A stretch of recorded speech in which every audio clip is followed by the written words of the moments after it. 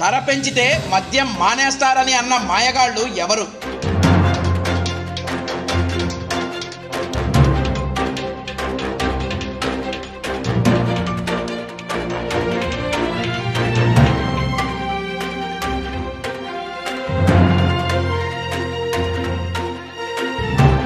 మద్య నిషేధం ప్రభుత్వ విధానమట. ఇందులో భాగంగా అనేక చర్యలు తీసుకుంటూ మద్యం ధరలను నిన్న 25%, నేడు మరో 50% పెంచారట.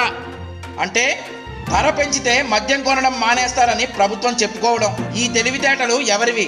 జగన్ గారివేనా? ఒకవేళ ఆయనవే అయితే ఇలాంటి ముఖ్యమంత్రి పాలనలో రాష్ట్రం ఏమైపోతుందో ప్రజలు ఆలోచించాల్సిందే. లేక సాక్షి మీడియా నుండి తెచ్చిపెట్టుకున్న సలహాదారులు ఎవరైనా ఈ సలహా ఇచ్చి ఉంటే ఈ సలహాదారులకు నెలకు కోట్ల రూపాయల ప్రజాధనాన్ని తగలేసి ఇస్తున్న జీతాలను ఆపేయడమే కాదు, ఇప్పటి వరకు ఇచ్చిన జీతాలను తిరిగి ఇచ్చేసే వరకు వీళ్లను మద్యం షాపుల దగ్గర క్యూ లైన్లను సరిచేసే విధులకు పంపాలి. చదువు చెప్పే ఉపాధ్యాయులను మద్యం షాపుల దగ్గర క్యూలకు కాపలాగా పెట్టినప్పుడు వీళ్లను ఎందుకు పెట్టకూడదు? జే ట్యాక్స్ కోసం మద్యం షాపులు తెరిచి జేబులు నింపుకోవడం కోసం ధరలు పెంచేసి కూలీనాలి చేసుకునే కష్టజీవుల రక్తాన్ని తాగుతూ ఇది మా విధానం అని చెప్పుకుంటారా? ఇది మానవత్వమేనా?